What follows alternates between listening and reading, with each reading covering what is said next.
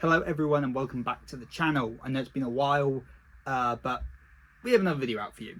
And today what we're making, as the thumbnail and title would suggest, is this bad boy, which is Apocalypse from Undead, Unluck, who, if you haven't seen the show, is like this sentient book thing that gives quests to the characters. If you've not watched Unluck, I don't know why you're watching this video anyway, but I was watching the OVA for the Winter Arc that came out last year. I finally got around to watching it, and while watching it, I really thought to myself, I want to make Apocalypse. And so that afternoon, I got to work and I made Apocalypse, as you can see here. And so in this video, I'm just going to be showing you how I made this bad boy, and all the different skills and techniques I used to make it. If anyone wants to make one themselves, I hope this video acts somewhat like a tutorial. You can follow through what I did. If you don't have a 3D printer, for example, you can obviously make the 3D printed parts like the eye and the outside. You can do that foam. This is just kind of how I approached it, but I think you could change a lot of the different things I use throughout the video for stuff you have, because at the end of the day, it's being creative, it's using what you've got to make something that's pretty cool and looks cool. So if you think my Apocalypse looks cool, I'm going to show you how I did it. So to start with, using some 10mm EVA foam for the cover of the book, in this case a foam floor mat. Just measuring out now how big I want the book to be. In this case I went for 18cm by 23cm, but really you can make this as big or small as you really want it to be. Once I got it marked out, I used a knife that I really should have sharpened to cut out the cover. Key with EVA foam is press down hard and try pass the blade through the foam in one clean cut. Since I want to maximise the foam I got, I cut this cover out of the corner of the mat, meaning I have to chop off these annoying jigsaw bits, but then you just got to sand the rough edge down, obviously sand more and you'll get a better edge than this, to clean it up. And we'll just do that again and we've got two covers. Okay, so we're going to draw out the mouth so we can cut it out. I kind of just freehanded this, so it's not perfect, but you know, it doesn't need to be. At the end of the day, it's a mouth, so it will be changing shape. And then we're going to just chop it out as you do. As you can see, even as I was chopping it out, I was changing out how the shape a little bit just to make it look a bit nicer and how I kind of want it to look. We just do that again, and to do that we're just going to use the first one as a template, and we just draw out the outline of the mouth so they match completely, cut that out, and as you can see we've got a full mouth on both covers now. Okay, so we need a spine, so again we're just chopping it out of EVA foam, same measurements as before, and then what we're going to do is line it up with the cutout cover, and then we're just going to mark where the mouth goes, because obviously the mouth is going around the spine, so we've got to chop that bit out. So just marking that with a marker pen, and then just chopping it out. Be careful not to lose the pieces that fly off, because you need those for the other spine bits. We're going to sand these down to, get rid of that rough edge, and then we're going to use some CA glue and activator to stick the bits of the spine on, and we'll stick that on both sides. Then we're just going to do the lower bit as well and stick that down. You may notice that my measurements weren't completely accurate, so we're just chopping off the excess, but, it's not going to make a massive difference. And then we're just going to glue on, again with some activator, the lower part of the spine. Next, we've got to do the inside of the thing, like the gum, like the inside of the mouth bit. So we're going to take the cutout bit of the mouth and sketch around that, plus the spine bit, so it's double, so, it's the full size. And then we're just going to cut that out. This is out of a 3mm foam, I want to say. It might be 2mm, I can't remember. And we're going to add some glue on the inside of the book around the mouth, so we can stick this bit of thinner foam directly inside of this, as you can see, so that we have a bit of an inside of the mouth, so we can't just see straight through the mouth gap into the rest of the book, as you can see.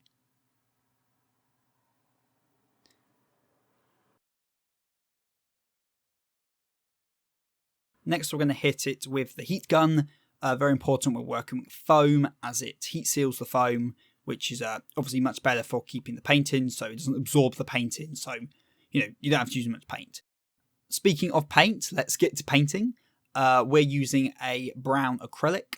In hindsight, I probably shouldn't have used such a glossy paint, because it's a little glossy more. I would like something a bit more matte.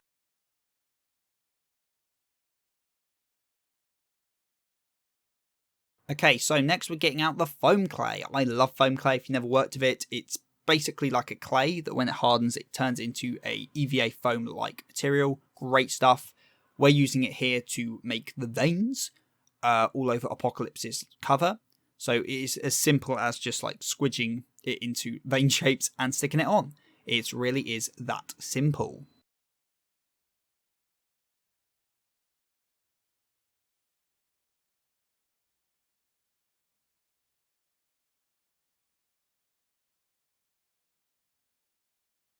And another good use of the foam clay in this project is we're going to use it for the gums.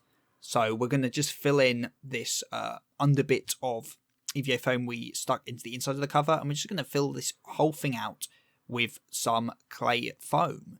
Because it's foam clay, it's a bit squidgy and stuff, so it's just giving this more natural kind of like fleshy texture. And it will also let us stick the teeth directly into it without the need for a load of glue, which is going to be good. So let's get on to the teeth. For this, we're using thermoplastic. So we're going to use some boiling water, put some white morph thermoplastic in there. It's like these little beads. Put them in hot water, and they will go from white to clear. And when they go to clear, they basically... It's a bit like clay. You can kind of mold them into shapes. And then when they cool, they will solidify into the shape but in plastic. And if you ever need to soften them up or reshape them, just put them back into hot water and they will, turn clear and then become malleable again. Very useful stuff for a lot of... it's just quite useful alternative to clay.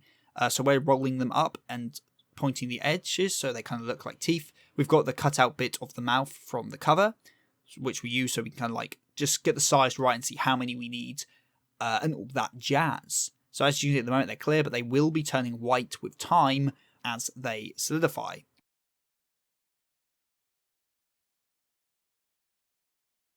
So because we use that foam clay, we can kind of just stick the teeth directly into it. I haven't let this clay set for that long, so it's still quite soft, so it's still going to be a bit rubbery, so it's not fully turned into foam yet, which lets us just stick these in. I've kind of tried to like alternate the teeth. I think there's better ways you could do this, but I quite like how the effect that ended up as a result of this.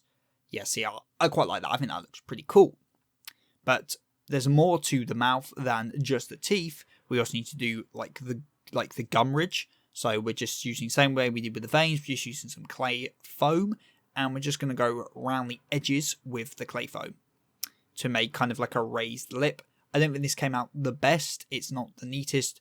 You definitely could do this better than me. I also ended up painting this the same colour as the rest of the cover, the brown, but maybe a slightly different shade might make it look a little better and a little pop up, but that's just hindsight view. And if you're making this yourself at home, you can do whatever you want, really. It's completely up to you.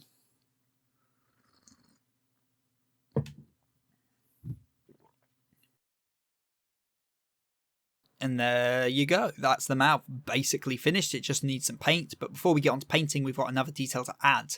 That is the eye. Okay, so ignore the border thing. I will show you how that's done in a minute. We're just using that to kind of size the eye so it's the right shape. We're just using a half sphere, basically, and we flattened it down. And then we're using a null cylinder to basically cut out a little bit of the top. And then we're putting another cylinder in that. So we can have the pupil be its own separate piece, basically. This is using Tinkercad. It's like a free CAD software online, very good for basic 3D modeling. So with it all printed out, we now have the eye. As you can see, we've got the white bit, and then the red bit is the pupil, and we just literally just slotted it in. Just going to glue the eye onto the cover with some CA glue.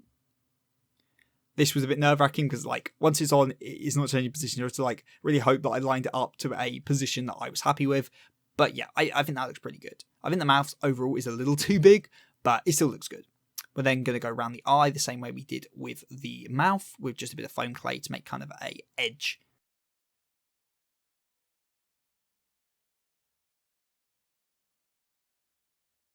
As you can see, it's looking pretty good so far, I must say. Okay, so next up, we want to give these veins a paint, so we're just going to paint them with the same brown acrylic paint, because obviously we want it to look consistent.